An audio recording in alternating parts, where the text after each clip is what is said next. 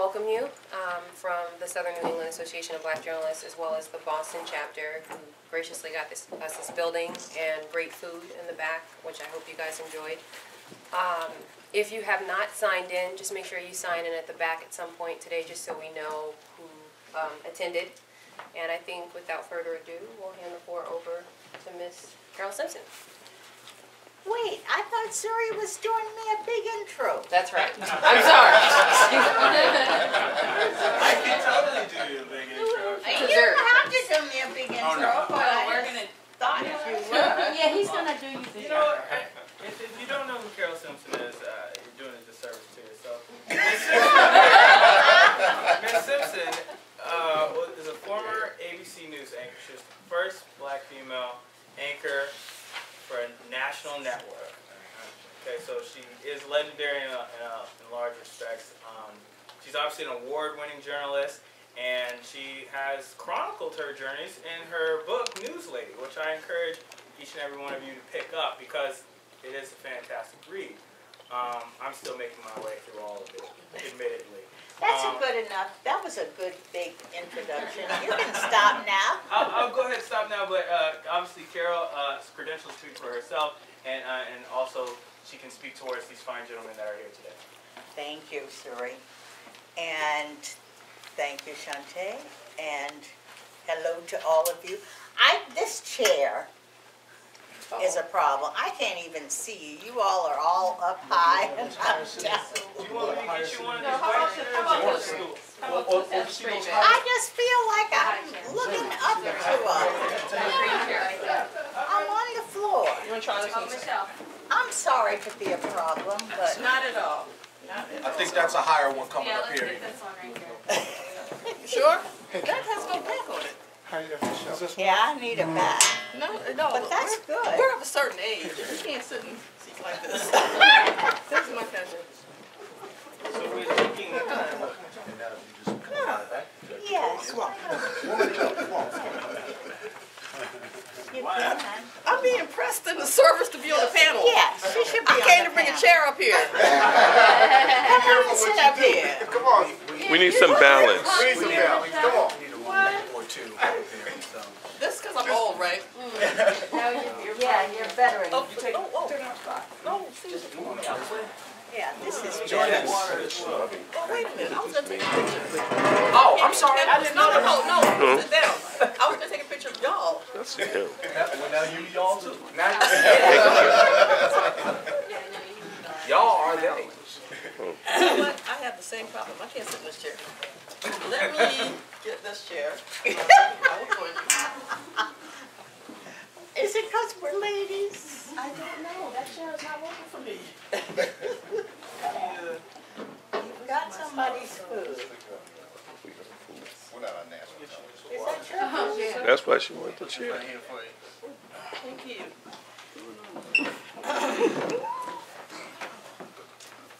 So I want to thank all of you for coming.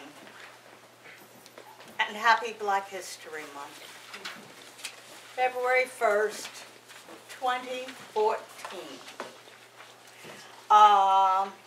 And we're talking about the same thing we talked about in 1968. I and my former colleagues in Chicago believe that we started BABJ in 1968 when we gathered in my apartment in Chicago, and it was a month after Dr. Martin Luther King was assassinated. And we had this feeling of, what do we do? What do we do as black journalists? This is awful. And Chicago was up in flames. There were 10 dead and scores injured and wounded by police. So we met, and we were very radical. I think my husband had his dashiki on, and he had one of those pendants with the big black fist on it. And you have to remember that '68 was also the year that Tommy Smith and John Carlos had thrust their fists in the air in the awards ceremony for their Olympic medals. So we were all kind of radical, and we were all so shattered by Dr. King's assassination that people in all kinds of fields were wondering, what is it we can do? This is awful. This is, with his death, it's over.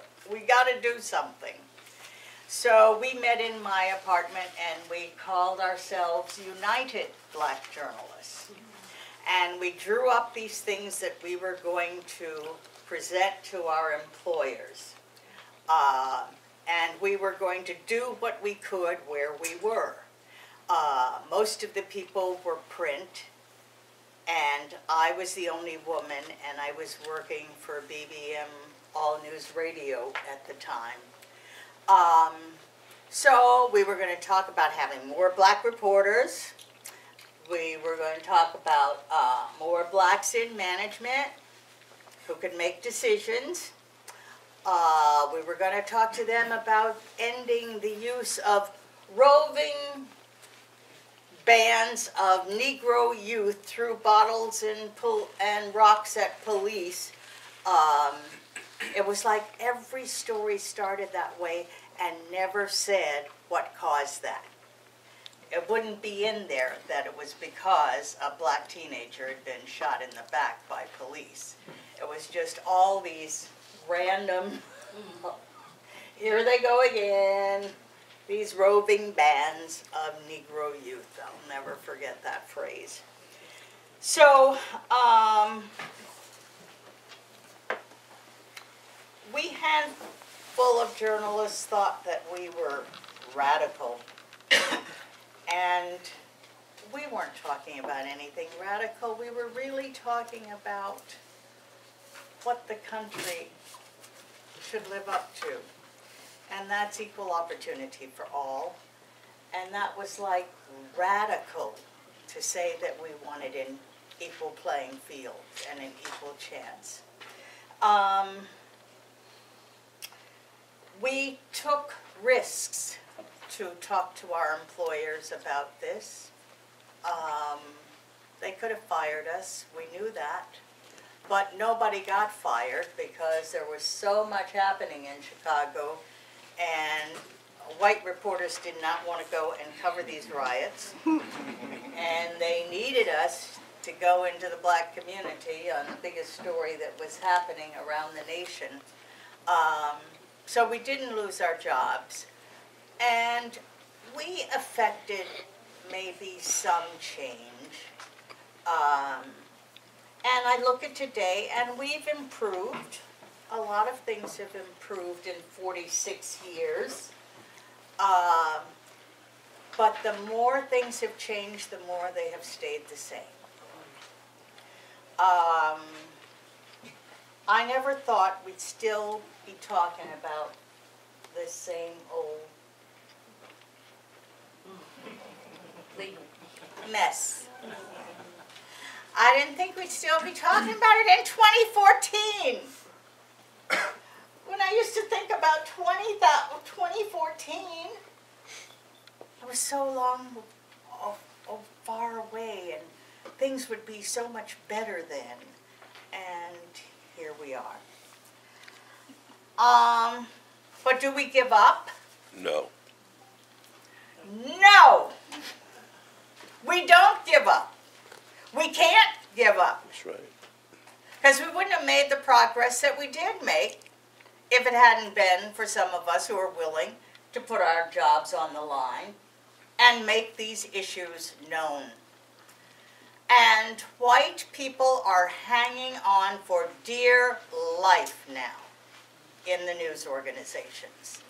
They see the efforts for diversity that the corporate owners want to talk about, but they don't want to have to deal with that. They don't want to talk about that. And there are fewer black network correspondents today than there were in 1978. When I tell people that, they cannot believe it. But there are fewer, and you think about it, and you look at the people that you see, and you will see that there are fewer instead of more. And I have to speak for my Latino brothers and sisters. They ain't doing so well either. They really aren't.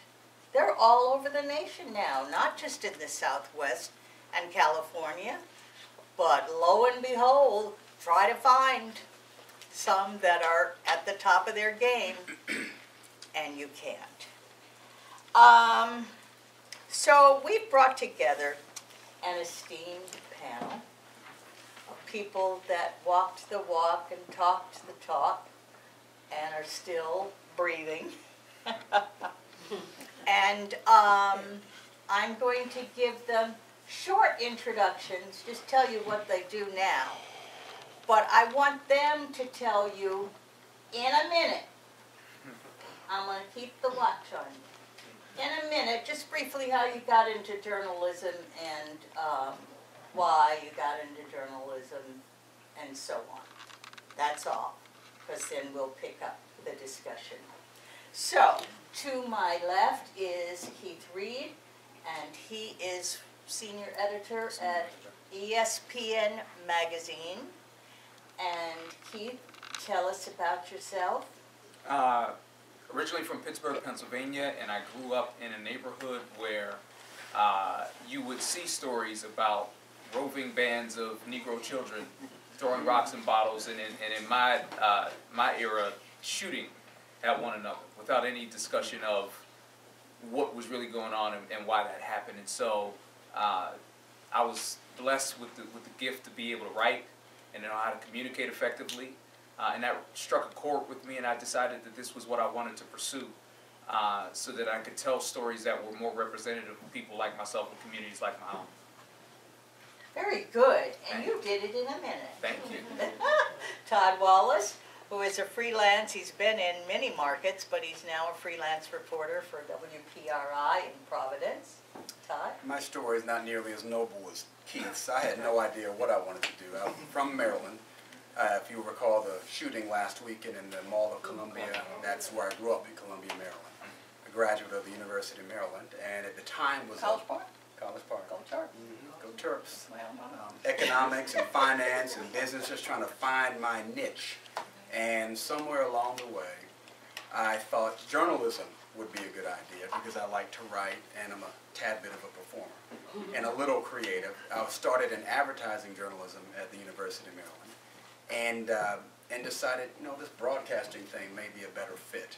And so I got involved with that, and pretty much the rest is history. As you said, we can fill in the details a little later.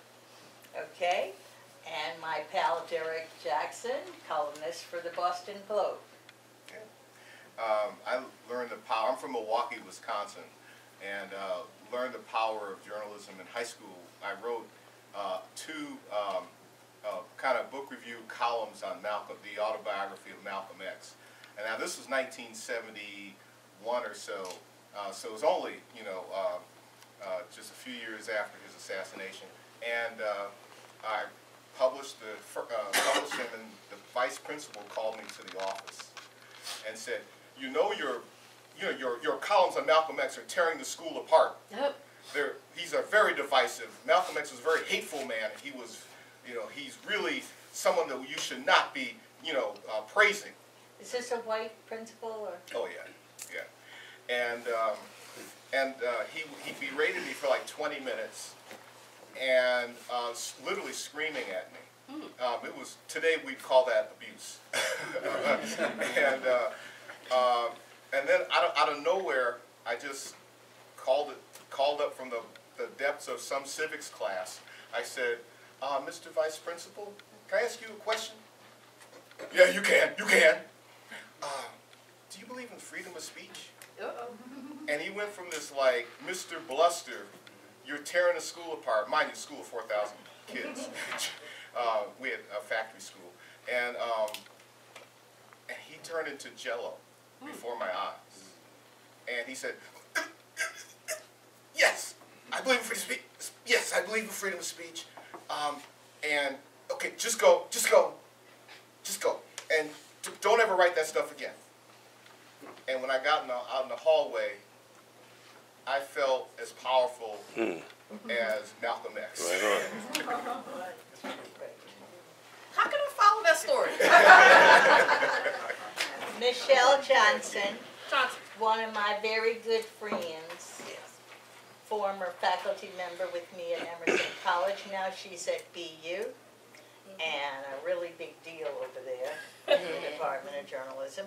So, Well, before I did any of that, I was in this building for something like 13 years. I was an editor with Gold here. I too am from Maryland, from Baltimore.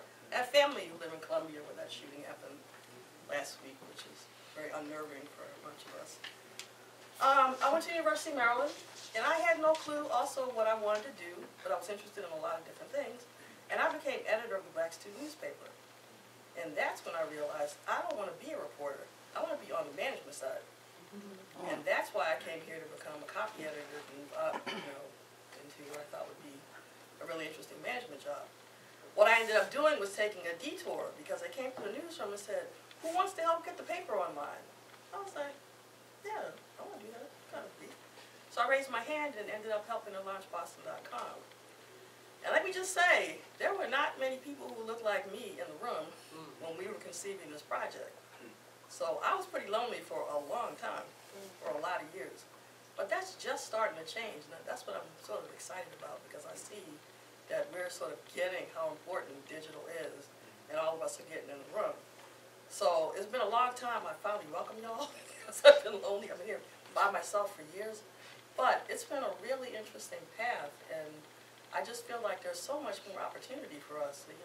I'm not wringing my hands about the death of journalism. There's all these new delivery vehicles that are being built, and they need to be built by us as well. but you teach now. I do. I teach at Boston University. I teach multimedia journalism. I run the BU News Service. We just won 2 national awards for our coverage of the marathon bombings, which we're very proud of. I still don't see enough students of color at BU in what we do, and I'm looking for ways to constantly improve on that. I love to teach. I really feel like it's a calling, and I'm certainly loving teaching journalism and creating some new employees for the folks in this building and in broadcast and whatever it is they end up doing. So I hope some of you guys will be interested when you're done with this and teaching as well. And for y'all who don't know, last year she was NABJ's Educator of the Year. Wow.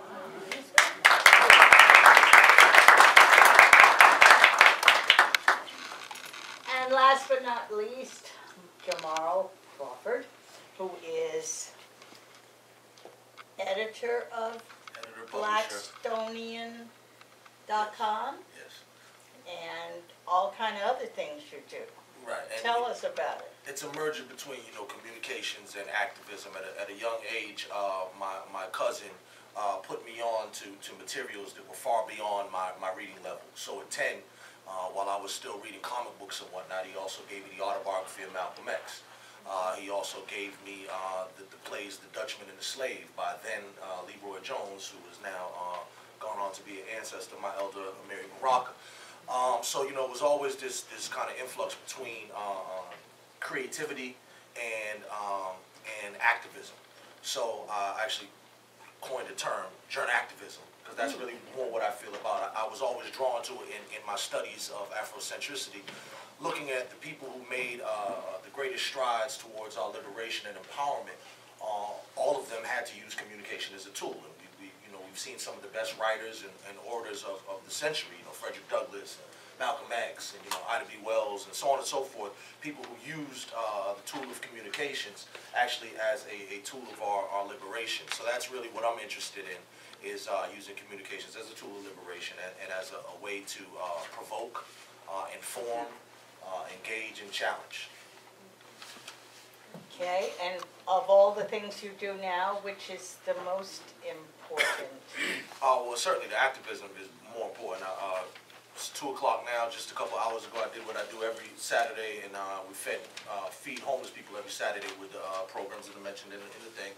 So that's something we do every Saturday. So to me, of course, that's more important than a blog or a post that I might put out or something like that. Actually being able to put words into action, I think, is far more important, at least for me personally, and more gratifying.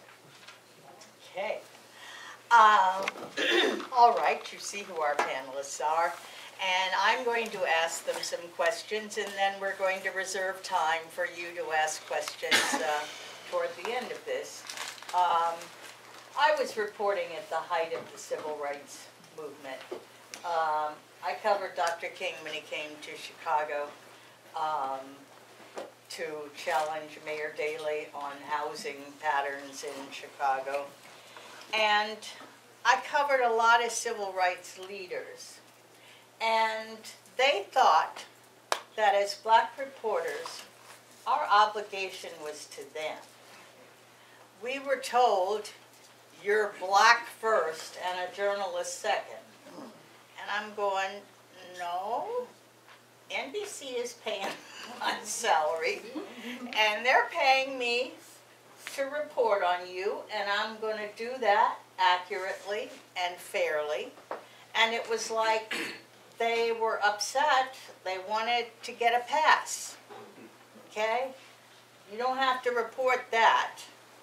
Oh, and they would try to, I said there would be white reporters that were covering them too, but they would grab the black reporters and try to tell us our obligation to the movement was to let them slide if they had to. And it caused a lot of clashes between us. And I said, I'm a journalist first, and I'm a black person second, and a woman, and all these other things down the road. But first of all, I think of myself as a journalist and telling truth. I wonder if any of you feel that black reporters should be more forgiving of black politicians, leaders, so on. No. Let me say that again. No. Because here's the thing. I don't, first of all, in my career, I've never seen it. I've been faced with that dilemma time after time after time. One of the first things that happened, I used to work in this newsroom at this paper. I was 26 years old. I got here. I was the youngest business reporter at the time at the Boston Globe. And I was covering some stuff. One of the black state legislators, I can't even remember which one. I can see his face, but I can't remember his name right now. Had an issue with a word, literally one word that I used in the story. He called me, and he was upset about the use of this word. And he went on and on and on, and you know, I think that he didn't know that I was African American, because if you see the name Keith Reed in a newspaper, you won't necessarily, you know, you read that byline, it doesn't, you know, jump out at you as being ethnic, whatever a black name is supposed to sound like. Deshaun, maybe. I have a little cousin named Deshaun, so we all know who he is. But I didn't have that. You know, I wasn't blessed to have that as a name. So, you know, anyway, so I've gone through those things. My thing is this: black folk, whether they are in seats of power, or the average layperson, or even a journalist, sometimes need to be held accountable to a certain standard as well. And the way you hold those people accountable to their own constituencies, to themselves for the things that they do, is you bring facts to bear. And there are some folk who put themselves on pedestals, or there are some folk who are legitimately doing good work, but in the process of doing the good work that they have done, there are some folk who have run afoul of our own community. There are some folk who haven't always done us right. There are some folk who have broken laws. There are some folk who have been caught with their hands in the pot, etc., etc., etc. And sometimes those people are black. And for another black person to come to me and say, "Give me a break, brother, because, you know, we like this," well, but I'm not really giving you a break. Or I'm not really giving my readers a break. Or I'm not really giving the people you claim to serve a break if you're robbing them while you're accusing white folks of robbing us. That's crazy. That's not my job. And it's not about, for me, who pays the salary at the end of the day. It's about, for me, bringing facts to bear. Because when you talk about a phrase that we've all heard over and over again, speaking truth to power. Well, there is no way to speak truth to power if there is no truth. And where is that truth? That truth is in fact. So if there's something that needs to be brought to light, I'm going to bring it to light. And you better have a really, really, really, really damn good reason why I shouldn't do that, other than I'm black, you black, before you come to me and say, don't put that out there. That's not that's how I've dealt with it. Todd, has it ever come up with you? Never have, but I agree with Keith. I mean, we have a responsibility, and if we continue to give people a pass, then we are not holding them accountable to excellence and to be the best that they can be, particularly if they're in positions of power and decision-making authority, where they can influence through legislation, through any kind of things that can resonate in our communities. If they're not doing their job and we don't hold them accountable to do their job, then who ends up being the victim? Who ends up suffering? We do. Okay, so that's another reason why, and again, it's not merely based on on a salary so much as it's defined by what my job is. I remember, Ben Holman, he was my professor at the University of Maryland many years ago, and he passed a few years ago. But he used to always say, Wallace, you're a watchdog citizen. And I really understood that. I mean, we want to be a watchdog citizen, and that's for black, that's for white, that's for Asian, that's for Hispanic, that's for anyone. We have to be the watchdogs to determine who is doing what they're supposed to be doing, and unfortunately who is not. And it's our responsibility to say, if you're not, why aren't you? We'll put it up there and let the readers decide, the community decide what they want to do next. Sometimes it's voting them out of office, but it's our job to bring truth to light. Derrick? Well, I agree with both Todd and Keith on this. I mean, and as from a columnist perspective, you go through a sort of a judgment cycle of when you criticize a black official, or I go through sort of this mental thing where, okay, am I making sure I'm treating this person with the same standard as I'm treating a white politician or a white figure? And if so, then it's an easy call. So I go over the list is longer than I mean, for instance, on a national level, I've criticized Al Sharpton. I don't think he's a quote, the kind of black leader that we need. Since this is a short panel, I won't go into great detail. I mean, I've criticized Cornel West when he cracked on the First Lady for saying the First Lady wasn't ghetto enough, wasn't with the people in the hood enough. In the Boston mayor's race, we got one of the former candidates here today. I mean, when there was a apparent move by one of the candidates to maybe ask the others or force other black or candidates of color out of the race, I wrote a column saying, no, let the candidates rise and fall on their own, no matter who they are. So I think the one thing I will say to this question, because it's not a question that bedevils white journalists, and so I think it's important to recognize that. So while I agree with everything that's been said, we do have a burden just by who we are. And we have a burden to go through that extra thought process. I'll give an example. I won't name any names. There was a story that the Globe was going to publish many years ago about new leadership in the black community. And I got wind of the story. And I looked at the first draft of it. And I said, and Keith put it absolutely perfectly, facts to bear. I looked through the story, and it was all anecdotal about so-and-so says we're the new black leadership in Boston. So-and-so says there's such and such. And the old guard, the Mel Kings and all that, they're done. They're toast. And I looked at it and I said, was a poll done? What is how many people are saying that the old guard is toast? 3? 5? The 2 you talked to? So I brought that up, and that particular story never ran. Good for you. ever happened to you, Michelle? Not personally, but I was going to bring up that same issue because for me, when I see another African-American reporter or columnist criticizing somebody in the community, I actually feel a little bit more comfortable with that because I know that they know the community, they know the background, they know some of the issues that are involved. Sometimes. Sometimes. Sometimes. Not all the time. Not all the time. You're absolutely right. But if I see your name on something or I see your name on something, I know there's a certain thought process that's gone into that, and whatever's in that piece has been vetted by you, and that makes me feel a little bit more comfortable about it. True. That's not always the case, and sometimes people will just sort of get these blinders on and, you know, don't bother to go and get the real story.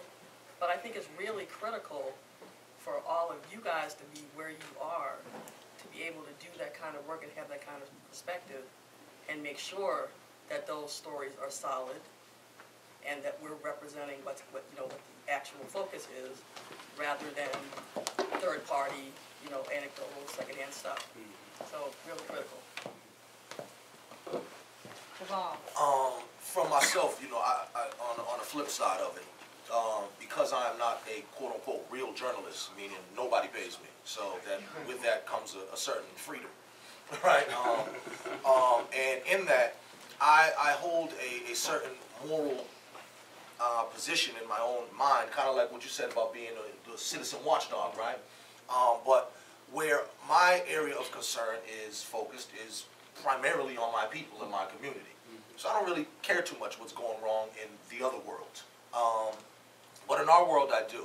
And there are leaders, as people have kind of alluded to, many times who may not be doing things that are in the interest of our community. I believe that those people deserve exposure. But also, too, and in news recently, we've seen a case of this.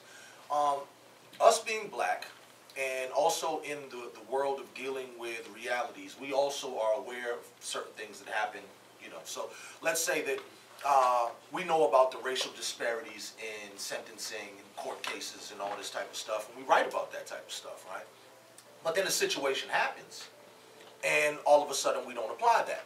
Now, there are situations where there depends on the type of writer that the person is. There are those journalists who have no sense of responsibility to the race. In fact, they bend over backwards, I believe, to please their white bosses, to show them that they have no regard, no camaraderie or allegiance to our people. And then many of them have made a career, in fact, about being what I would believe is hypercritical of black leadership, whether it's elected or otherwise.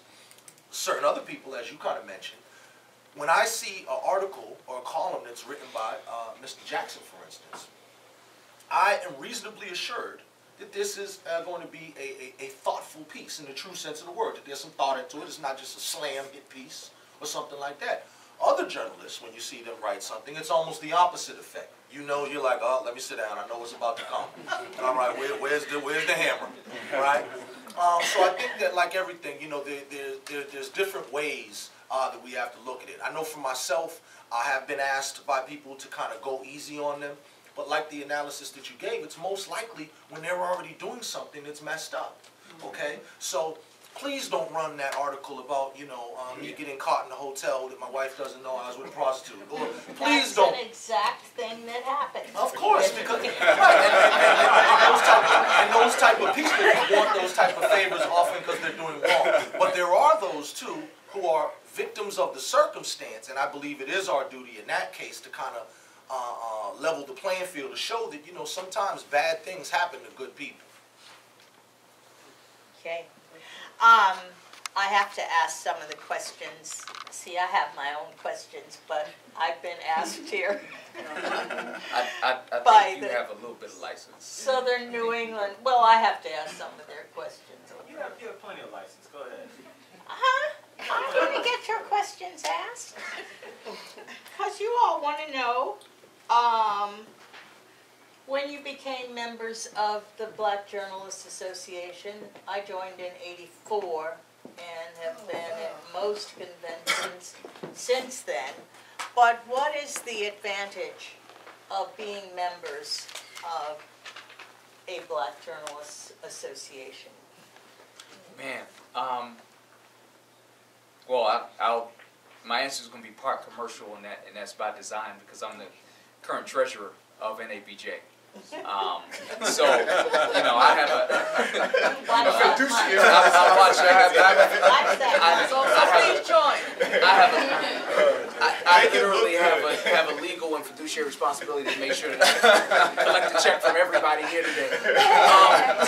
No, but to be honest, you know, you started off talking about being in a conversation that happened in the 1960s.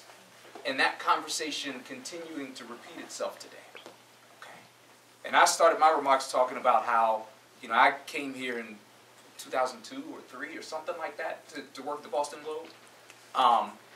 And that conversation was still happening in this newsroom. I mean, I literally, and some of you who were here when I was here remember myself and Greg Lee and Russell Contreras and some other people going over to Bobby Barron's office and walking up to his office and knocking on the door and getting an audience with the editor-in-chief of the paper at our own peril, because we work for this man, to talk about the fact that there had been, if I remember this right, 18-0, or we called it 19-0 shutout.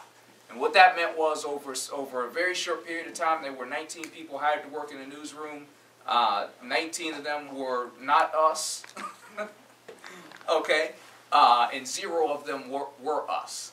And so we said we need to have a conversation. So, well then, what are the advantages of being a part of an organization like NABJ? The advantage of being a part of an organization like NABJ is, number one, that history, going from the 1960s all the way through to today, where I'm still having these meetings. I have been in the president's office at ESPN to have the same conversation. Okay, that history is self-contained in one organization nationwide, where you can call people, you can attend a convention, you can have a conversation with people who can tell you decade by decade, year by year, about the same struggles that you're going through in either getting a job or keeping a job or dealing with helping other people get a job in your shop. The other piece of it is, I've had not a single job in my entire career that was not a direct or indirect result of the National Association of Black Journalists. Either another NABJ member put me onto the job, so I met the recruiter at the convention, somebody I knew in that organization called. In other communities, it's called nepotism. Or maybe it's not called nepotism, but that's what it actually is. Okay, but we need to come to some sort of realization that this is actually how the business works. Personally, I don't think it's anything wrong with it. When I'm looking for somebody to write a piece for ESPN Magazine, or if somebody calls me and says, hey, I need a writer, or I need somebody to go on air, I'm going to go to people I know, and I'm going to go to people who I know are good. Well, my network is naturally people who look like me, and people who have gone to the same schools as me, and people who have the same experience as me, and it's going to be the same for white folks, it's going to be the same for Hispanics, it's going to be the same for Asian Americans. That's just the way the world works, except that we didn't catch on to that, or maybe we caught on to it, but we didn't have the opportunity to do it until, you said 1968? I had a conversation with somebody a few years ago where I had to explain to a young white man who I was having a business lunch with affirmative action. And I made it real succinct. Why is there still a need for affirmative action? We're the same age as one another. You were born in 1977, I was born in 1977. Difference is, 1968, 9 years, not even a decade before either one of us was born, my father, my grandfather, my great-grandfather, anybody related to me didn't have any of the opportunities that your father, your great-grandfather, your mother, your aunties, anybody else had. 9 years! I ain't but 37 years old. It's not that long. We're talking about 40 years before any one of us had the opportunity to have an opportunity. So, if you want to have a network that's self-contained, if you want to be on the playing field, if you want to have the opportunity to talk to somebody who can put you in a position just to have a shot, this is where it is. And if you're not here, then you're not there. Anyone else want to talk about? Yeah, I mean, it's been so long. I think I joined sometime in the early 80s, maybe around 84 or so. I joined simply because there were days when I came in this building so demoralized. Me too. But I knew, I knew that once a year I was going to walk into a room and find family. NABJ's been my family all these years. You know, yes, there's the professional development. Yes, I've worked with the student project for years. I've been growing an army of little black journalists to go out to newsrooms all over the country. It's been my mission working with the student project since the early 90s. But just the fact that I can walk into a room and see, 3,000 black journalists and all of a sudden feel at home, that's what NABJ means to me. And it has for a long time. And I feel exactly the same way. I did a promotional thing for NABJ, but what does it mean to you? And it means that I'm working with white people all the time, every day, all day. Nobody else like me in the newsroom. And you go to the NABJ conventions, and it is wonderful. And I see you, and I see Derrick.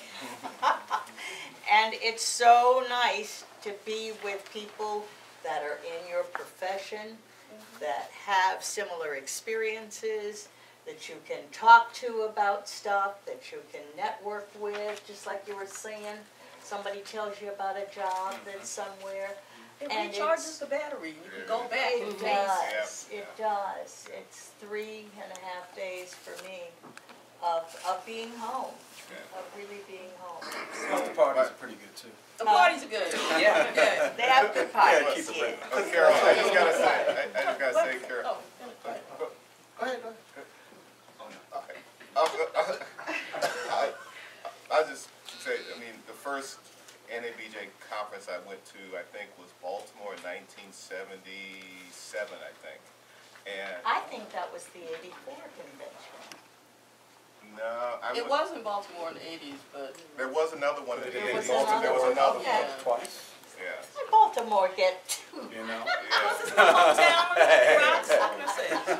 I know it was somewhere in 1977. And I was surrounded by, at that time, the founders, you and Les Payne of Newsday, who became my top one of my two top mentors, the other one, the late Larry Whiteside, sports writer here at the Globe for many years. And it's kind of funny because I was there as a baby. And now it's so cool, what I got enriched. NABJ became my family. I went from, NABJ allows you to go from this like acne-faced, wet between the ears, know nothing, person thirsting for like the wisdom of the elders. And then you become some more, as you become a veteran, it's more collegial and people are more like brothers and sisters. And now, for good and for bad, now people like Michelle me are uncle and auntie. So like these young journalists who I don't even know their name come up and they say, I saw your column and thank you for writing what you do. And I'm like, that makes my whole summer. A, to know that the work is viable from a personal level, but B, to know that here are the same people who are just like me. And this is the only place, NABJ convention, that's 4 days. When I come back, my wife says I'm useless. Because I'm so, after all the talking, you're hoarse, and the parties, you're exhausted. But the whole point is that it's like, for us, it's like a family reunion that recharges the batteries and makes the connections and keeps the connections going. And Carole, you were absolutely right at the beginning. The fact of the matter is it's, for many of us, the battles are just as lonely. The positions we have remain almost as lonely as ever. And many of us are still within our own little departments, the one or maybe two, but really more than two, people in our department doing what we do. And so that's, the importance of it hasn't changed for me in more than 30 years. My little story. In 1990, which was a great year for me, Mandela came here. I was fortunate enough to be participatory in that event. But there was a time as a youngster that, you know, was as a youth activist featured on a lot of these television shows, and I began a great relationship with Elliot Francis, and then also had the pleasure of meeting Byron Pitts. And so these gentlemen kind of played mentor roles to me, and in 1990, they actually paid for me to go to the 1990 NABJ convention in LA. Jesse Jackson, you know, this is Arsenio with the long finger days, you know, he's back, right? But it was just such a wonderful experience for this young guy from Humboldt who had an interest in writing and communication, where some other black men took an interest in and actually put their money where their mouth was to send me out there, and just the opportunity to kind of see what was going on and to meet different people whose faces I see. And you know, sometimes now it's 3 o'clock in the morning, those nights I can't sleep, I'm flicking the channel, I see Byron Pitts pop up somewhere, or Elliot Francis pop up, or what have you. And it was just creating those type of memories, I think is key. And I think that from what I've seen at least, that the NABJ and locally, you know, continue to kind of do those type of mentoring things. And I know for me now at 43, and this memory being all those years ago, it's one of the most pleasant memories of my life, and I think one that has definitely shaped my interest. Very good.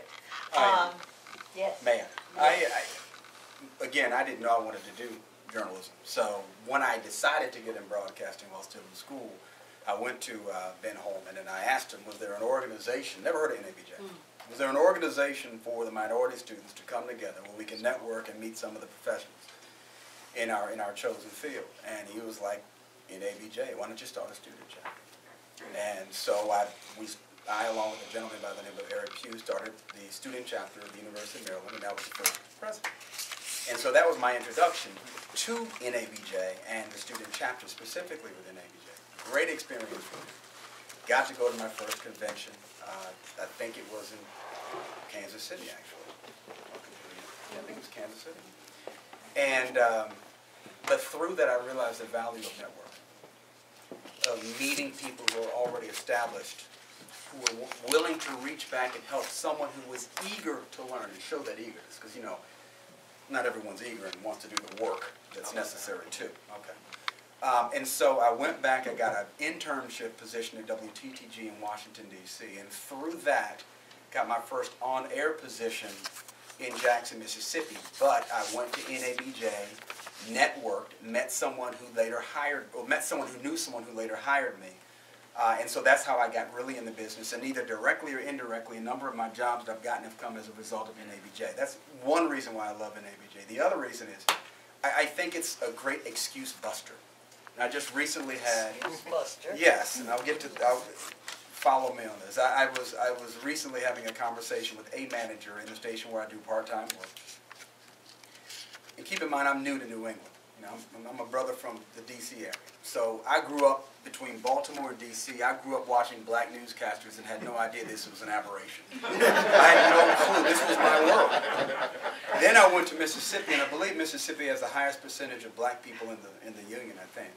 And so, nothing but black males and women, etc., on air. So again, I have no idea. This is not how it is. Then I went back to D.C. now on air, more of the same. I grew up watching, you know, Jim Vance and Maureen Bunyan, and I worked with Lark McCarthy for those who know her, and so this was my experience. Dallas, I went down to Dallas, and again, it wasn't quite the same, but there was enough, right? Then I went to Indianapolis, and I was the first black male main anchor in the city's history, first and only to this day. How long ago was that? 2007 is when I was hired. Wow. 2007. For Indianapolis? Indianapolis. 7 years ago. 7 years ago. I'm the only one. I lasted 3 years. And they didn't renew my contract. And some of that's the business. I came to a bad station. I was brought in to make it better. And the news director who hired me was gone after, less than a year after I got there. So that's never great. But my point is, an excuse buster is that I recently had a conversation with a manager where I am, at the station where I am now, at WPRI, about the dearth of black representation on air. It's embarrassing. I told this manager, I said, this is embarrassing. I don't care, I'm freelance. I sit right here. I mean, really. I mean, don't get me wrong. I'm thankful for the opportunity, but I'm freelance. You know, I'm like, Thank you.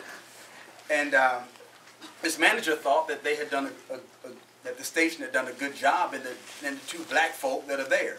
Me, freelance, and Shantae, my sister. That's it. And they're like, you know, it's just... That's all of you at PR? Yeah. I mean, there's a brother behind the scenes who's been there a long time, and there's an Hispanic brother that's brought in, but he's not on air, okay? He's IT.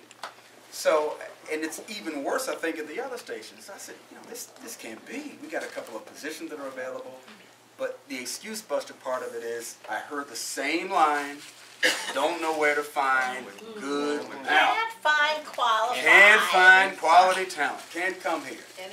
NABJ is a great pool, great resource pool, from which you have a plethora of opportunities to choose who you want, what you want, male, female, what kind of level of experience, anchor, reporter, and it will blow up that excuse, I can't find. If you look at that and tell me you can't find, then you're not looking. And so that's why NABJ is another reason why it's an excuse buster, another great tool to hopefully help bring some integration into our newsrooms, especially here in New England. I mean, I'm still in some degree of culture shock. And you know, NABJ is coming up in Boston. Yeah, it's Take them all up. So, you know, tell them to tell me to get in touch with me and yeah, I probably will. I mean, I probably will next week. Missouri, you know. That's crazy. I see one of my former students here. Hi, Georgie. I took a group of 10 Emerson students who were all women to New Orleans for that convention. And would you mind explaining what you got out of the convention or what it meant? Aside from me worrying about them on Bourbon Street at 3 o'clock. But what was your reaction to seeing all those? It was comforting, I guess. Stand up.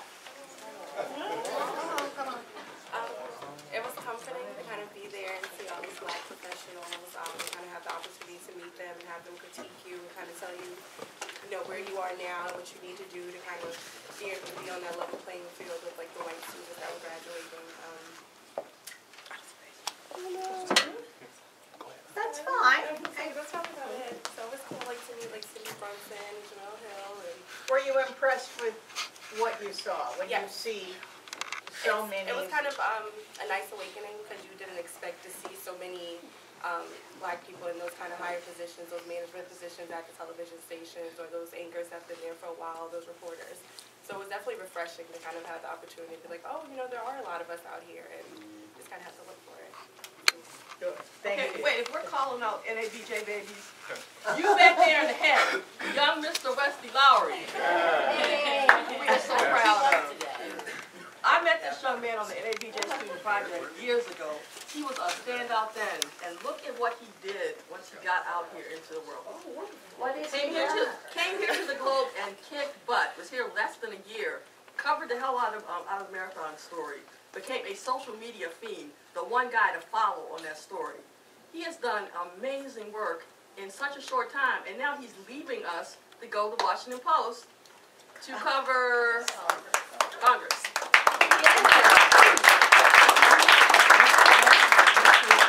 In less than a year here. Fantastic. Congratulations. How long is this program lasting? We're gonna go till what time is it right now?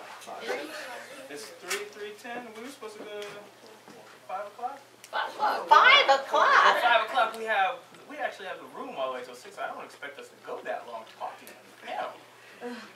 These people can't sit and listen to people that long. Yeah. Let's get through some questions and Why don't we go till 3:30? How about that? Yeah. With the panel? Or? No, With the panel. with the Well, panel. with questions. With questions. I got other questions. Okay. I got other questions. Okay, it's 3:10. yeah, we got plenty of questions to get through. Yeah, with their Q&A. They have Q&A. Yes. How about that? Yeah, sure, I'll talk too much. That's one thing about journalism. Okay, so we've talked around it. Yes, ma'am. Excuse me. I'm a teacher now. Yes, I know that. We've talked around it, but here comes the question now. What is, for Georgie, what is the landscape for a young black journalist today? Are things better? Will it be easier for them than it was for us? What do we tell them about how much has changed and how much needs to be changed? Man, You don't have to go first. I'm just thinking about thinking through an answer to that question. Anybody can jump in. Well, I know what I tell them. I tell them, do not graduate from school without learning some digital skills. Because that's one thing that's going to get you a job. I can't tell you how many hiring managers say to me, I need somebody who can tweet, who can blog post, who can write, a 1,500-word story occasionally, or shoot some video or some pictures. You may think that you may think that you just want to be on air, but you don't know that they're also going to ask you to take your script and turn it into a web story and put a web headline on it.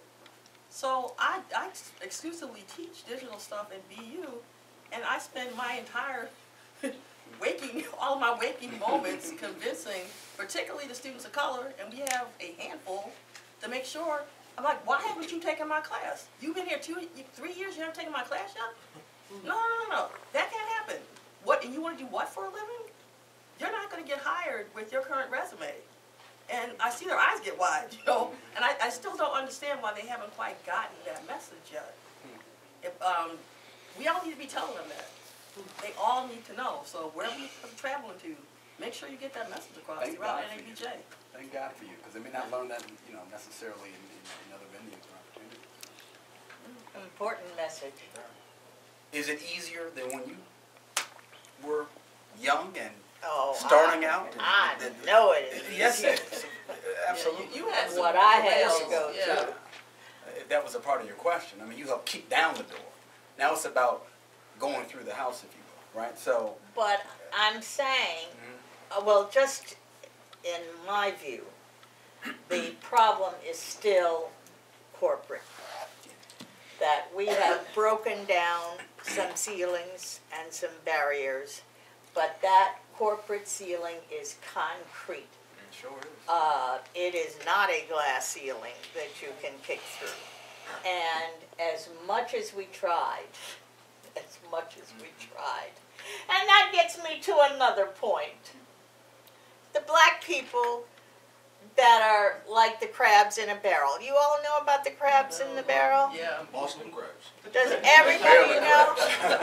No Boston crabs.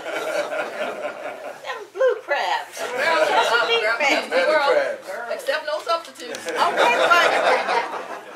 but let me just tell you, for those of you that may not know, there are still black people that resent you because I became an anchor, and they didn't become an anchor. I'm as good as she is. I have the same background as she does, and so there are those people like crabs in a barrel, and I used to watch them at the Washington Marina. And the fishermen would bring them all in, and they'd all be in baskets, and they were kind of tilted. So you could see the crabs, little blue crabs. And you watch them, and you'll see a few crabs start crawling up on the edge of the bushel basket, and they crawl, and they crawl, and they get right to the top to escape.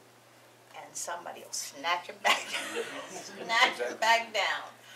All the crabs, and you can see it happen again and again. They'll let him get all the way to the point where he thinks he's getting out and just snatch him back in there. It's like, if I can't escape, you're not going to escape. So we still have black people that are not interested in the well-being of all of us, but are still very selfish about their own careers and don't want to help anybody. And that, to me, is just one of the worst things. And I've worked with them. And I've worked with the women the same way. Women are the same way. That don't you get out there too far, and will try to undermine you and things like that. So it's not just the white bosses. You have to worry about your own people who will do you ill just because of jealousy and envy And some of it, Carole, is I think territorial, at least through my experience and what I've found. What I mean by that is, when I've gone in certain situations and there's only 2 other black males on air, and here I come, especially when I was much younger and earlier in my career, it's like, well, who's he? Because there's only 2 of them, so they could take pride, oh, this is a shame there's only 2 of us, but at the same time, they're valued because there's only 2. And here I come, or someone else, and now there's 3 and 4 and 5, and perhaps they think it devalues their presence. And so there's some of that insecurity as a result of that, too. At least that's from some of my personal experience. Well, now, isn't that silly? It is, but it speaks to insecurity, right? So you can't, and that's just more. It's some of this takes a little bit of a almost a basic understanding of psychology, right? Like you're in this situation, and first of all, like you said, some of it is territorial. Some of it is that some of us, without recognizing that this is what we are, some of us become proxies for the individuals who are running. So, we've created, is it easier to get into the business and get a job than it used to be? Yeah, it is, because there used to be none of us, and now there are some. And now there are people who are like myself, or who are like Z, or some people on the panel who can actually open the door for somebody else, thank God. Then there are some of us who are in our respective spaces and understand. Kwesi Mfume used to always say, we are not a monolith, right? All black folk don't think alike. All black folk didn't grow up in the same kind of neighborhoods. All black folk, some of us, the only thing we have in common with another person is complexion. Some of us grew up around other people. Some of us grew up in neighborhoods that were not like the neighborhood that inspired me to become a journalist to begin with, right? So their view of the world is a little bit more like the boss's view of the world than it is like my view of the world or somebody else's view of the world. So when you come in, that person, if they are afforded a position of power, that person doesn't necessarily view you the way you would think that they would view you. They view you the way somebody else would view you. So you got a little bit of that in play. And then there's a part of this that becomes political expediency. G. Wash, you'll recognize exactly who I'm talking about when I say it, although I won't say the name. There's somebody who's got a big deal going on right now, who has spent an entire career writing negative things about black athletes, about black folk, about hip-hop music and culture, etc., etc. I ain't gonna say the name. I ain't gonna say the name. Gary knows what I'm talking about. You know exactly what I'm talking about. Zuri probably knows who I'm talking about too. I don't know who you're talking about. Yes, you do. But sometimes those folks, and don't get me wrong, I am an advocate for any and every person to get an opportunity to do whatever it is that they are capable of doing, bar none. So if that's your bag, that's your bag, and I'm not going to go to anybody and say, hey, that person shouldn't have a job, because I wouldn't want somebody to go and say, hey, Keith shouldn't have a job just because we disagree. But I recognize what's happening. And you need to make sure that you recognize what's happening, and you need to be willing, if you're in a position to do so, to say that you know that that's what's happening when it happens, because it's right in front of our face. This guy has made his bones talking bad about other black folk. Capable of doing other things. Who is it? I'm speaking in generalities. but we know that there are people out there who out there who do this. But yes, Keith, there are, and I work with people in this building who you just described. Yeah. Exactly. Yeah. But here's the question of, I pretty much avoided those folks. Well, I found a community of other people here yeah. who became my support system. Sure. And managed Absolutely. to serve as a buffer between those individuals that you just mentioned. You're right, and I agree with that. That goes back to the question about why are we all a part of this organization and why are we all here? But what happens is when that other person becomes the proxy through which the people who are making decisions view everybody else, then it's hard to have a buffer. Yes. Then it's hard to have a buffer because we can all be your community, your support system, but that guy has the hiring manager's ear because that guy writes stuff that the hiring manager agrees with, but the hiring manager can't say it because the hiring manager's white. But the black man can say it. The black man can say it. And the white man can agree. But this happens. And I mean, you know, again, everybody has the right to their own opinion. Everybody has the right to their own perspective and view of the world. I do not believe that all African Americans, Hispanics, anybody should view every issue from the same side of the coin. But I'm just saying that there are people who set themselves up as that proxy, in that position of being a proxy for the unfair, negative, stereotypical views of other folk, because the other folk can't say that, and they get rewarded for doing so.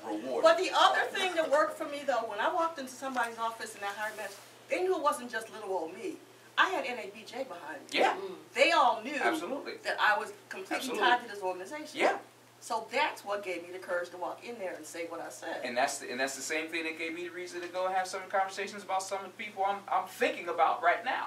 Because I walk into the office as the treasurer of the National Association of Black Journalists, Exactly. not by myself. But you got to still be aware that that's going on in order to even have the conversation. Absolutely. Another thing, though, too, and this is to your point about what do we tell people who may be entering this career, is, you know, create your own, right? Because I think a lot of this time when we're in this structure, you know, newsflash for everybody, there's never going to be a black owner, publisher, whatever, of the Boston Globe, the Herald, the Patriot Ledger. Oprah? Yeah, right. And see, so in terms of, you know, coming into it, and we're perfectly, we're at a perfect time to do this because of the technological advances now.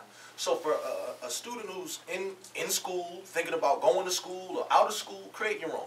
If you want to become a reporter, you can do that with your cell phone now. You can have your own, you can already come in with your own clips, your own bylines. There's 1,000 websites that will pick up your work. You can create your own blog, so on and so forth, and hopefully for one day to move to a point of ownership. Because if we look across the country, and I printed out this list of, you know, black press around the country, you know, the Chicago Defender, you know, of course, Amsterdam News and all that, none of which is as big as the New York Times or what have you. But for a guy like me, whose only experience in terms of career-related journalism was that 1990 National Association of Black Journalists Convention. A guy who, you know, did not go to school for it, went, you know, one semester at RCC, one semester at Salem State, didn't finish either, right? But is still a good writer, but not for this corporate world. But then he creates the Blackstonian. And the Blackstonian has been featured on Associated Press, Reuters, Washington Post, Washington Times, New York Times, the Globe, everyone around here locally. We've either broken stories, been featured in, so on and so forth. So I say that if I had just kind of sat home waiting for somebody to give me a job, I'd still be waiting, right? But we have an opportunity to go out there, and I think if we create our own entities, we are less likely to inflict upon each other, although it is possible and it does happen. We are less likely to inflict upon each other what is inflicted upon us in the corporate scene. And if we think about owning more, being owners as opposed to being employees, then you kind of create your own relevance. You can't be just let go or fired or downsized or moved over here, or your editor telling you, no, you're going to put this story out with this headline on it, even though it wrenches your gut on the inside. You can say something, but then you know you're going back to that unemployment line. So I think the more that we create our own, the more we're able to create our own reality. I think you and Michelle have given the best takeaways from this entire panel of going digital, learning that, and of creating your own enterprise. Those are two very important things, and I think speaks to where journalism is today, because we don't know the heck where it's going. We think it's going digital into the newspapers are going to have .coms and all, but we don't know. things But we are need to be changing there. so We don't fast. know, but we need to be there. I don't care what it's good. I tell my students all the time, I don't know what this is gonna look like 10 years from now. I don't care what tool we use to produce something, because you know what, it's gonna change in 5 minutes. You learn the concepts, you learn the journalism, you learn how to tell the stories, and you know how to build it yourself, learn some coding, then you're good to go. Doesn't matter what it morphs into. You'll be positioned to be a player, to own it, to run it. Keep at it. Thank you. Yeah. I think we'll go to the audience now for any questions you may have for the panels. Yes. Question. Oh, sorry. My name is Solly Rowe. I'm Second Vice President of Boston Society of Vulcans, which is the union component for firefighters of color in the city. I don't have any vocational connection to black journalism, but I have a lifelong commitment to black people. So that's why I'm here. One of the main things, one question I had to ask the journalists on the panel is the concept of the, since we're talking about black things, black people, the black list. I have a deep connection to a not only local but national black journalistic legend in Jimmy Myers, who's sitting right here with me. So we have these in-depth conversations about the course of black journalism, and he talks about a concept called the blacklist. Mr. Reed, I found your commentary especially. The blacklist. I'm sorry? The blacklist, okay. The blacklist. Being ostracized or having a certain opinion or working within the industry and then being put in a separate list to where you're no longer afforded certain opportunities. My brother Jamarhl Crawford is on the perpetual blacklist, but has not stopped him from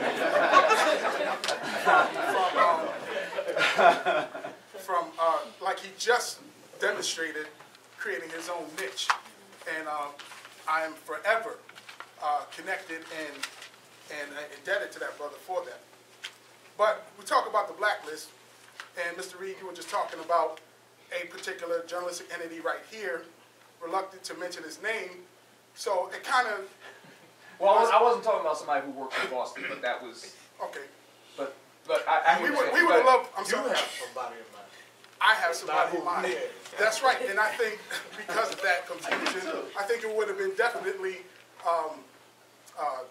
beholden to mention his name, if so. But the point is this, because of the blacklist, is it relevant to you all? Are you afraid of being blacklisted at some point during your tenure, your career tenure? And if not, why not? No, I'm not. Because number one, ain't nobody from where I came from, ain't nobody in no newsroom nowhere can do nothing to me that ain't already happened to me. It would be worse than what you could do to me anyway. Sorry. So no. And I'm damn good at what I do. So if you're willing to let me walk because I'm principled and because I'm trying to bring opportunities that quite frankly are beneficial to your organization, because no organization in this day and time can survive without diversity. If you're willing to let my talent walk out the door, and I walked out of the Boston Globe, I left, okay, and I've left other places. If you want to let me walk, then that's okay. You know, it just is with, you know, we're all to a certain extent careerists, right? Like we speak, like we're very principled about these things. But at the end of the day, all of us are also making a living. So we're all balancing our ability to make a living with our principles, and that's it's not always as rigid as it sounds. But at the end of the day, you know, we have to make our own decisions about what we're going to do. I'm sorry, if I could. Being able to walk out and being pushed out, kind of two different things. So that's what I'm talking about, the blacklist, being pushed out. Happens either way. Okay. We need to move on. Thank you very much. I had a question up here. Did you want to say something? I'm sorry. Well, I just want to address it in another way if I heard you correctly. Very early when I started the Boston Globe in 1988, and my first few columns, was Malcolm X mode, I guess.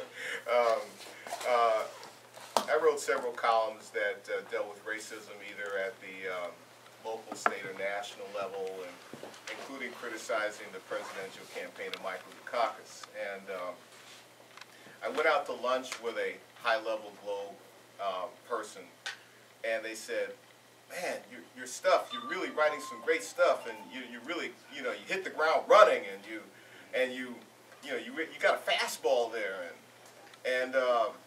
but is that all you can write about? I said, what do you mean? He said, well, you're writing a lot about race, and race, race. And I said, let me put it to you like this. If anytime there's a riot, 88, Rodney King, whatever, anytime there's a problem, a major problem, the editorial pages say, race is a top problem in our country. We need to deal with it. But you're telling me that maybe not so much. And so I said, if you had a reporter whose specialty was the mafia, and they could write the heck out of the mafia, or they could write the heck out of organized crime, or they could write the heck out of education, they could write the heck out of numerous kinds of, I rattle off all kinds of themes where various reporters had made a specialty, and they were highly valued for that specialty. And so I treat racism like a beat. I treat it with the same level of commitment to the beat as the reporter covering organized crime. So are you saying that racism is not worthy of beat status? And there was no answer. So, so I think part of, if I'm sort of synthesizing part of it is also a personal commitment of valuing the work and not listening to, oh my God, if Michelle had listened to all kinds of things in her head, she used to edit my copy at one point, bless her soul, and made me look good. But to go to Boston, be at the beginning of Boston.com and be in that lonely world, the only black person, let alone woman, if she had listened to all the possible stuff she probably did hear, that you can't know this digital stuff, you can't count, you can't do that. But now we have people like Zuri and we have Zeninger over there who are blazing in the same, following Michelle's blazing. Huh? We've doubled.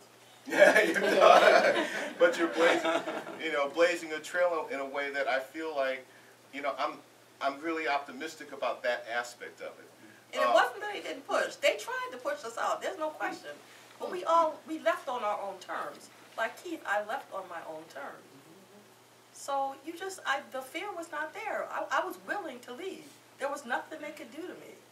Honestly, I've seen too much. For the ostracization that I think that Sally was speaking of too, you become labeled as a person who's boisterous, unwilling to, go along to get along, doesn't play nice with others, and then you find out, hey, I'll leave this job, but then you start looking for the next job, and them job searches start getting longer and longer in between periods, particularly if you haven't, carved your way to a thing. And I just wanted to end on this because I know we're short on time.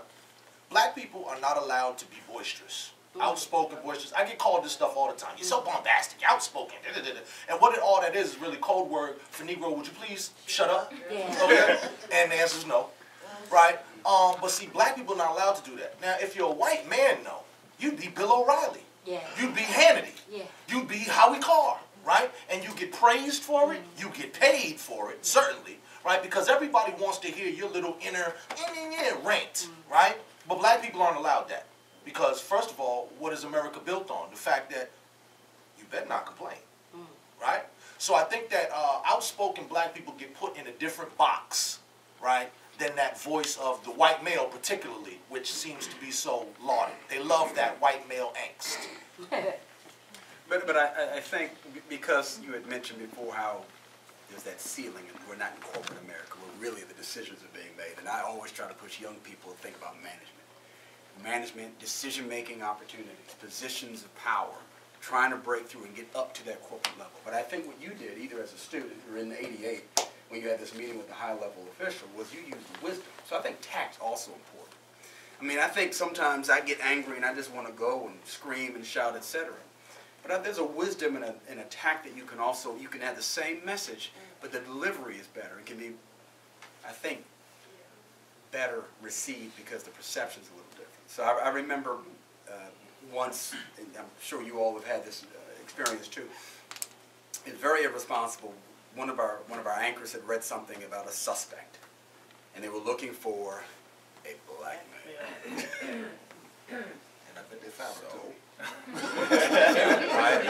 I went to the news director. Now, it pissed me off. I mean, I was pretty hot about it. So I could have gone in and yelled, you know. Instead, I went in and I said, I can't do the 6 tonight. He says, why? I said, I got to go downtown. Why? Apparently, I'm a suspect in this. And I'm serious, you know. I said, and while I'm on my way down, Kip and Tracy and Walter better come on down too, because we fit the description. And he said, you know, looking for a black male, and he smiles at me and says, I said, we can't do that. Now, what standards are we going to have when we release a? It has to be more than a black male, right? Now, from that point, I'm proud to say, from that point forward, we had some 5 or 6 point, you know, checklist. Wisdom. Now, I wanted to go in guns blazing. I really did. Figured that was the best way or tactic. I had the same kind of technique of dealing with management because I was extremely outspoken. Because when I got to be about 40 years old, I was sick of it. I was sick of the sex discrimination. I was sick of the racial discrimination. I was sick of the harassment. I was sick of the little snide remarks. I mean, I had men reach down inside my blouses and grab me. I've had them goose me in my behind while I was on the air.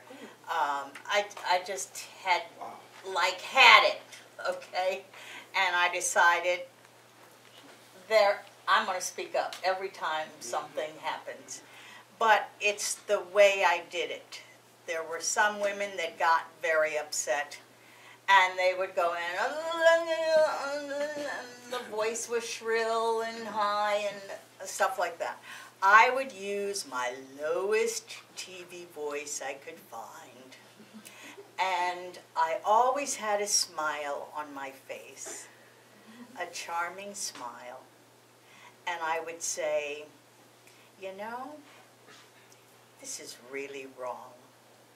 And we should, what are you talking about, Carole? What are you talking about? And I would just, you know, it's kind of hard to lash back at someone who is smiling so charmingly and speaking so firmly, because it would be a firm, this is wrong, and it's really against the law. You raise that litigation thing in their faces, which scares them more than anything else.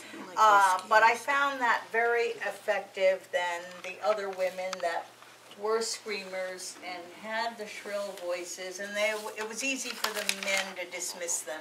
Some hysterical females, some emotional females. Yes, so I would try to turn that on its head by being very firm and very charming at the same time. Yes. Yes. First of all, Carole, thank you and to the panelists for very insightful comments. I have a strategic question to ask because my name is Jamarhl Williams and I work at the Urban League. And the question is simply this. I deal with these publishers and general managers of the television station. They always talk about the common thread between both of the question is advertising dollars and the newspapers are drying up. Advertising dollars on the television stations are also predicated on the folks that don't live inside the black community. So what are the strategic initiatives that NABA is using to prepare the journalists that you are preparing to go into an industry that's being challenged on the advertising side that does not have us in the mix? There's a couple of things I can speak to that because I'm on the board, and good to see you. It's been a minute. Good to see you too, man. All right. A couple of things. It was pointed out a little earlier. Digital. We have a student project that a number of us, Michelle especially, has been very involved in. Every summer at the convention, we have our students come in. They're producing for television. They are anchoring. They're reporting. But digital has been a huge component of that student project for the last couple of years, and will continue to be a huge component of the student project going forward. And ABJ has a digital task force, digital journalism task force now that's very active and very vocal in terms of how we do business, and pushes us a lot of times on the board before we're even ready, before we're aware of something that's going on in the digital space. The co-chairs of our digital task force are hitting us up on the board saying, did you know about this? Do you know about this? What are you going to do about that? How are we doing this? How are we dealing with things digital? And then there are some other things that happen again, somebody brought up the corporate, what's going on at the corporate level earlier. We also have to pay attention to what's going on in the corporate world, because you're right that the ad dollars are shrinking in certain categories, but all of the media companies, for the most part, the major media companies are diversified. And so if the ad dollars are shrinking in one place, then they're going to somewhere else. In that instance, they're going to digital. So we can, if you're not hiring on the television side, then what are you doing in your digital operation? One major thing that we just passed, I'll tell you guys about, and I'm really excited about. I put on the table a proposal that we do this, and NABJ has done this in the past, that we become owners. And when I say owners, I mean at a very minute level. NABJ has an investment portfolio like many other organizations. And so I said, well, many of these companies that we have to deal with and where we have to do advocacy are publicly traded companies.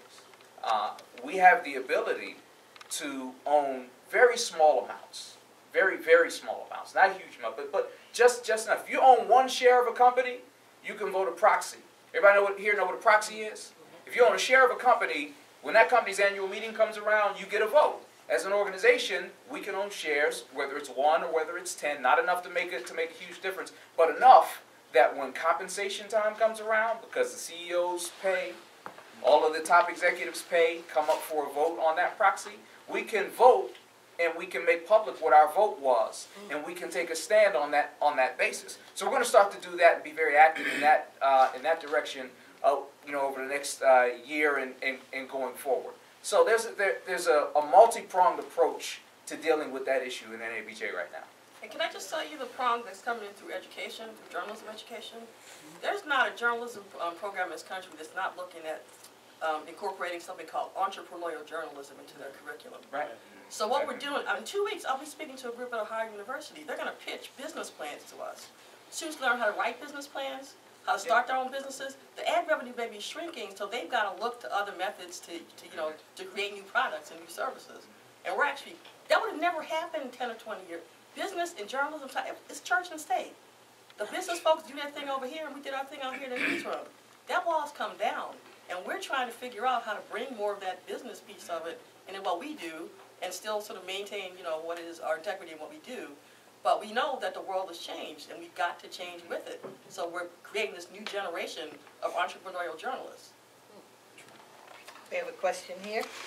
My name is Charles from Touch 106.1 FM, the fabric of the black community, and I love to say the word black, and black is not just a color, it's a consciousness. And I applaud your organization for using the word black, and probably had it not been birthed in the 60s, you might have been calling yourself colored or something to that effect. However, my brother here talked about leadership. And my question, I have two questions. One, for Derrick or the panelists. When you talk about leadership, what does leadership look like? And then back to Brother Jamarhl when he talked about us owning our own. I'm the co-founder of the only 24-hour black radio station in Boston. We have such a plethora of talent in your organization, but understanding that nationally, when it comes to television, we're not even 1%. When it comes to radio, we're not even 2%. And I can't talk about print. Why is it that a brother Jamarhl can create the Blackstonian.com, Charles can create Touch 106.1 FM, but we have this talent and we have money, because we have people that feel they have arrived, they party on the Martha's Vineyard and what have you, but we can't get the two entities together to make this happen. And it sounds like there are folks that are scared. I mean, you're trying to break this corporate ceiling. I said, forget about the ceiling. Create your own. Great question. Can I just say one thing? And then you pick it up. Just the statistics show that 3/4 of startup businesses fail. I mean, you're already going in with that against you. Go ahead. Yeah. Just a little bit of history. There have been attempts to have black newspapers done by folks who have worked both in the black press. I actually got my start in the black press in Milwaukee. And there was a newspaper called The National. For us with gray hair, we remember that. Folks like Joe Davidson of the Washington Post, now the Washington Post, was the editor at the time. So that was an attempt to have a black newspaper on a sort of quote mainstream white newspaper model, and that it lasted, I forget how long it lasted, about a year or so. So it's not that those efforts haven't been tried.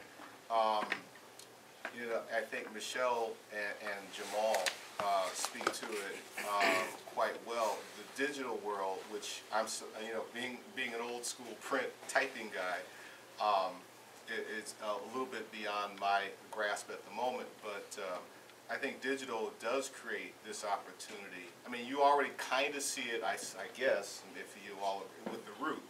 But, you know, the Root is a, you know, black populated vehicle, although it's owned by the Washington Post. So that would not fit the model that you're asking about. Right, because black is black. Right. So, but then we also have to be very careful, and I think Jamarhl speaks to it eloquently in his own way. You know, we have to also think about, and I'm going to diverge a slightly bit from your question, we have to define what black means in 2014. So on one level, many of the issues that we face arguably have gotten worse. Certainly economic disparities, certainly in certain cities, educational disparities. He's from Pittsburgh, I'm from Milwaukee. I went to, the public schools have gone through the toilet in Midwest Rust Belt cities. So in some things are worse.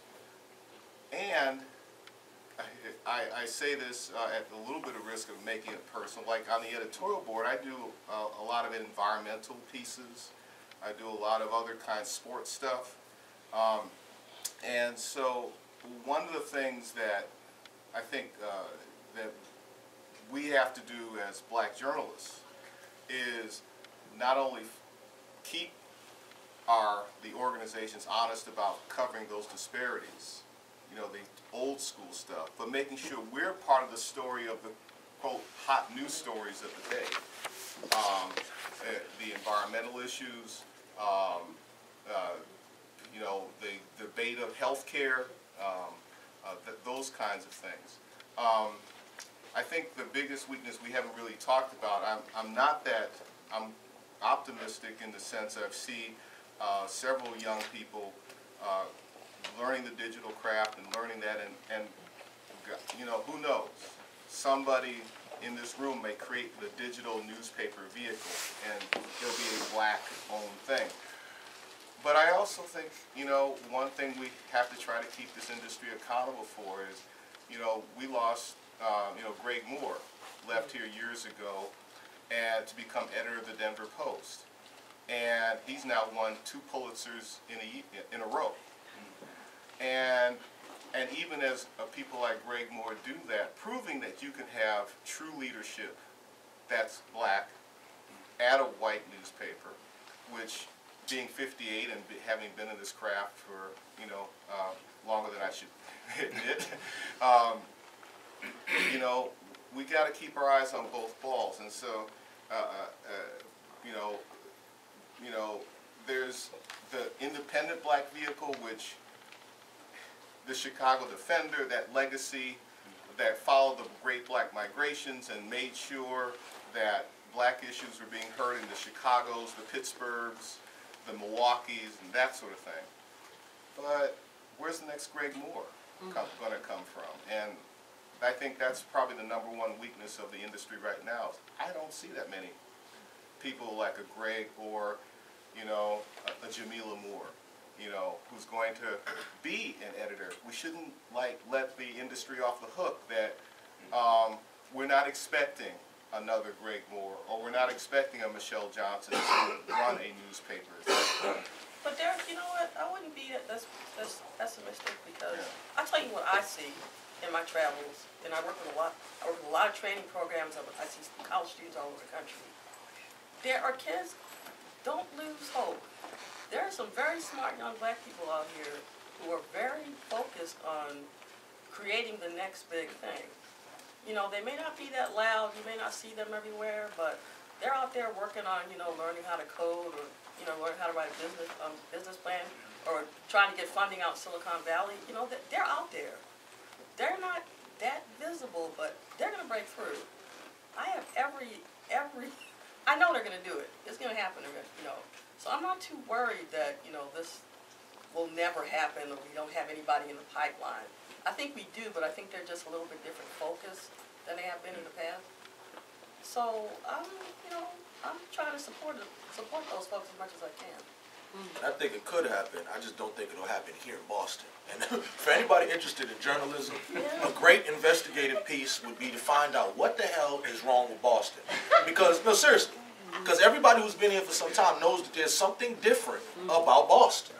No one can put their finger on what it is. Right? And I've made jokes over the years. I don't know, was it lead paint in the 70s? Was it the cigarettes that they were passing out? Is it chemtrails? What is it? Something they put in the water? We don't know. But everybody knows that Boston is different. And now, other cities, they don't have racism? Of course they do. Philadelphia, New York, they're very similar to the way Boston is constructed. Chicago, you know, dare I say, mafia cities.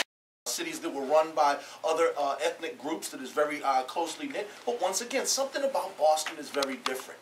Here in Boston, in terms of ownership, right now there's a fight between a bully on the block and a little engine that could. And that fight is between the Boston Globe and the Bay State Banner, right? So here you got the Boston Globe picking on poor old little Melvin Miller. I'd almost forgot about him, and then they brought him up, right? So now you use one entity to attack another, right? But one thing that I thought was interesting that came out in that article was that the Banner back in, I think, 2011 or something, they said, had an advertising revenue of $1.2 million. And then subsequent years were not as good, and now they're down to $900,000. Do you know what I would do with $900,000? You have any idea how many people would be employed? How many stories would be? Brother Charles, what could be done with $900,000? In fairness, you probably make more than one loan payment. Oh, listen, first of all, I wouldn't have a loan.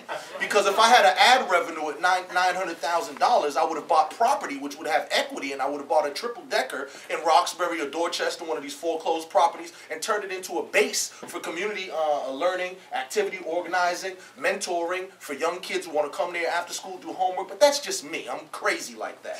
So with all that type of money, what happens then is oftentimes, for the business model, you go into mismanagement. So you have something like the Banner that, and see, once again, I'm using it because the information's out there. This is my opinion. But something like the Banner, via the digital age, I could create the Banner in my room, in my underwear, right? You don't need any overhead. So the fact that you have a big space like this in Dry Dock Avenue down South Boston, you just making it rain on the realtor every month, right? That's where the money's going, as opposed to investing back into your own self, creating a model that doesn't have to break. The Blackstonian makes me $0 a year, but guess what? It also costs me. So that's not true. $12.95 for the domain name. Okay?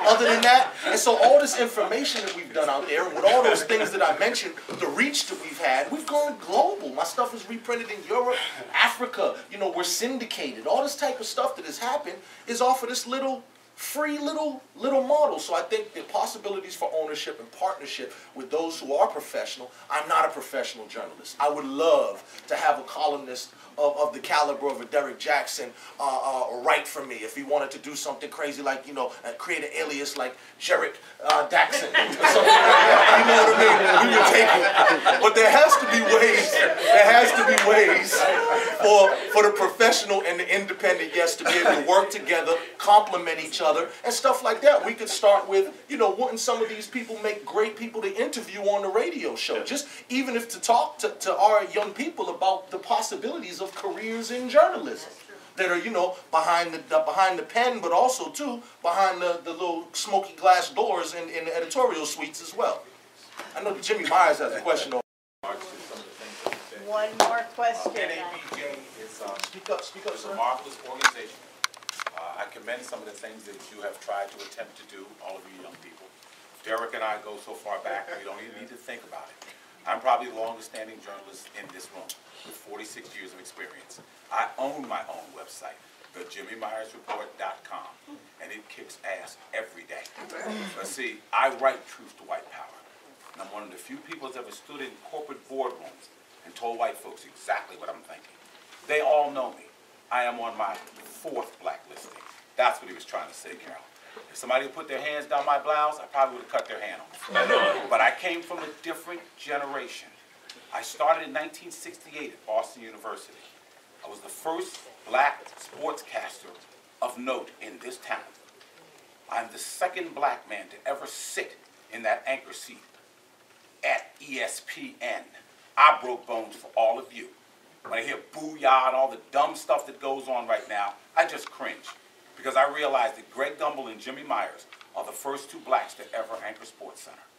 I was at SportsCenter when they were sticking their logo on the cameras with Velcro. Got it? They couldn't get a pass in Boston until they hired me. They couldn't get in Fenway Park. They couldn't get anyone. So if you wanted to learn a story one day, because I'm getting ready to write a book. It's going to lay all of y'all to rest. Trust me. Because see, you talk about the deviousness of white people. And you talk about how they control our minds.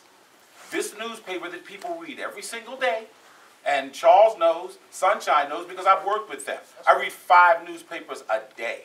I read around the globe every day. And my little website, it's read everywhere. And I don't allow you to even send me back responses, because I'm not interested. Because I'm a bona fide journalist who's broken my ass to tell the truth in everything that I've done. Reggie Lewis, I'm the only person that interviewed him last before he died.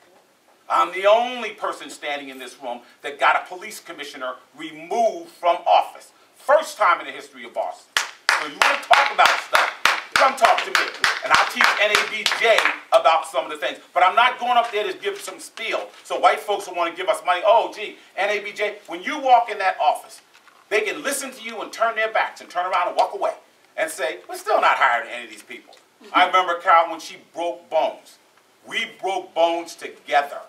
I was the cleanest guy on the air, there at BZ, there at ESPN, and I'm the first minority, as they say. I'm the first black sportscaster to ever be the sports director in the #1 market in the country, and 1 national sportscaster of the year. So I got all the accolades behind me. That young man interviewed me years ago. Nothing that I said in that interview has ever changed, has it, Jamarhl? No, sir. I've been a warrior and a fighter. I don't have to fight with an organization behind me. I'm the toughest son of a bitch in the world, and I fight my battles myself. And I brought thousands of young people. How many people have you got hired? Everywhere I've gone, I got people hired. I'm the first I'm the first black guy to ever get a black director hired at ESPN. Calvin, when he anchored the news, the Sports Center, I said to myself, you can do this. I had to go all the way to Hartford to find him. Gee, Hartford's a long way away. I saw the notice on the wall. I said, I'm going to get somebody to fill that job. I'm going to get somebody to fill that job. And I brought in 3 or 4 black people from around the country. So we can all sit here and pat ourselves on the back in regards to what we want to do. But in the long run, I'm not interested in going to conventions. I don't drink, I don't smoke, and I've never done an illegal drug in my life. I'm not interested in partying with people. I'm interested in shaking the halls of power. And they all read my website, thejimmymyersreport.com. They all tune in there. And every time something breaks, they're going right there to find it. I've been covering the Super Bowl this week, so I'm a little behind. And I'll fill in everything after the Super Bowl. I may update it once every 2 or 3 weeks. But I'm so bad, they still want to read it. Derrick, God bless you, brother, because you and I have been on the same page for too long. Anytime I want something done, I pick up the phone, I call him, it's done. When we get to be like that, Carol, when we get to be those kind of people, and like you said, we stop trying to hurt each other. So many things have happened to me, and believe me, most of the people that have hurt me in my life are the people the same color as me. And that's the sad part.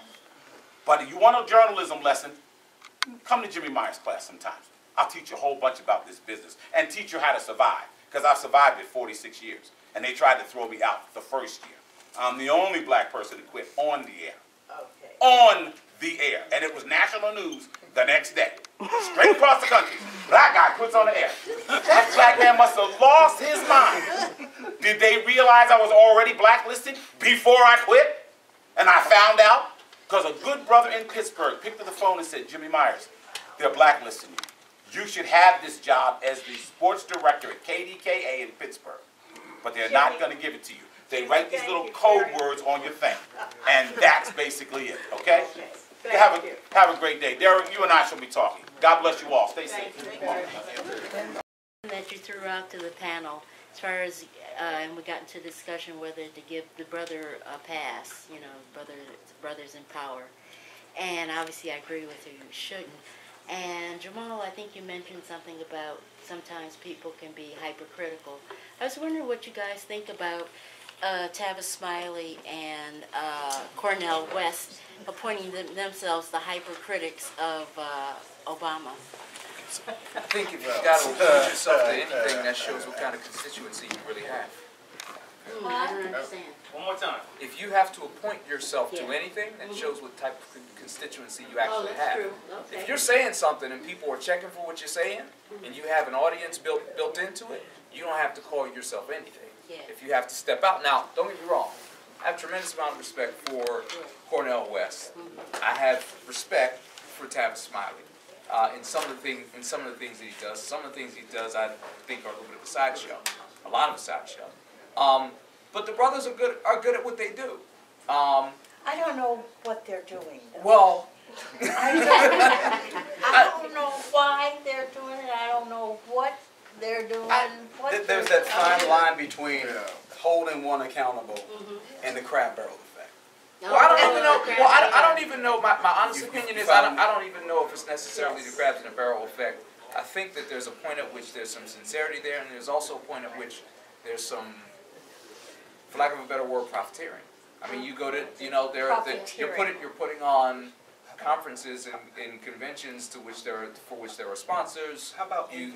Now you're on the trail. Don't get me wrong. Look, I'm the treasurer of BABJ. We put on a convention every year, and we have to raise money for sponsorship in order to put on that convention. So I'm no stranger to it. But I'm saying I'm also naked about that, right? I gotta talk to some people and get checks written in order to do that. So I don't come to you and say, oh, we're doing this convention so that we can get every single black person a job, and this is all about being altruistic. That's not true. We got to keep the lights on. We got to get some checks written. We have to have sponsors. We have to have a business model. That's what we're doing. I think whenever you have somebody who's in a position to enrich themselves, and they're telling you it's not about enriching themselves, even as you watch them getting rich, then you should start to ask questions. Well, as an organizer, and I was the National Minister of Information for the New Black Panther Party, so I'm going to throw in some of my organizer stuff mixed with what I know about revolutionary organization, okay? First of all, They've said why they've done it, okay? Cornell was ticked off because Obama snubbed him, and he didn't get a seat to the inauguration. He didn't get a seat to the inauguration, but Jay-Z and Beyonce did. So that came out of the man's own mouth. Now, I, being a fan of intellect and writing and whatnot, when Cornell was here in Boston, I made it myself a point, myself and another gentleman who worked for the Globe in sports at the time, used to go to every single speaking engagement that Cornell did. And would enjoy it. You know, you get all sorts of big words, you may go kick somebody's butt the next time you play Scrabble, wonderful. All right? So after every time he would speak, I would say, brother, all the stuff you're saying is great. You know, Old South Church down there by State Street, and you know, wherever he's all over Harvard. Brother, everything you're saying is wonderful, great, on point. I'm from Humboldt Avenue. How can we get you to the community, to the people that you're talking about, who need to hear the message that you're talking about the most? $25,000. Exactly. Because at that time he was getting about 10 or 15,000 per speech, and he would say, brother, that's a very interesting point. That's a very interesting point. But we could never make it happen and come. Okay. And now once again, too, mind you, as I said, some of the people who I've had the good fortune of being around, people like Amiri Baraka, for instance, who I think had similar stature, right? At least in terms of black fame and whatnot. Maybe not the cushy appointment to a school like Harvard or now Yale or Princeton, Princeton where he's at now. So that comes with certain money and tenure that I don't believe Mary Baraka got. But still, I could pick up the phone and get Baraka on the phone to do something for that's community-based because he had that level of consciousness, okay? But not a Cornell West. So, and this is what I say, the whole revolutionary part. If I hear a man and I say, wow, he's really smart, he's on point, everything that he's saying resonates with me, that's wonderful, it's wonderful. So if I feel that way about Cornell West, what organization do I join? What organization is he a part of? So the bottom line is, he's a talker, okay, and that's all he does. And anybody who's done any reading of spiritual books will let you know things like words without deeds, right? Okay, it doesn't mean anything. So that's Cornell. Now Tavis, and here's where we go from, you said hypercritical, right? Now I'm hypocritical.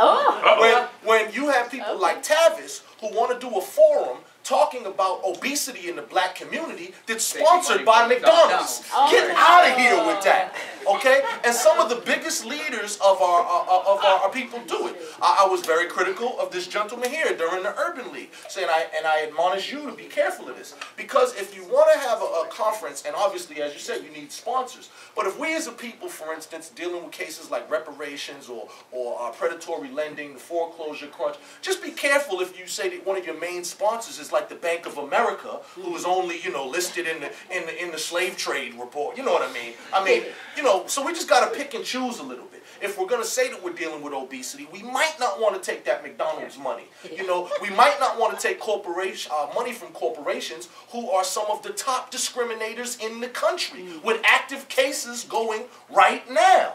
So that's the type of stuff, and of course that will severely limit the realm you're playing in. But this is why we have to have those type of conversations and do it, particularly as journalists who across the country are writing about it, or groups who pretend to be for the people but then engage in deals with the people who are oppressing the people. Or in the case of Tavis or Cornell Smiley, who present themselves as somehow to be the conscience of the people when they are in bed with the very forces that oppress us. So Tavis and Cornell, you know, later for them. Close it out? Yeah. Derrick, can you come up here with me?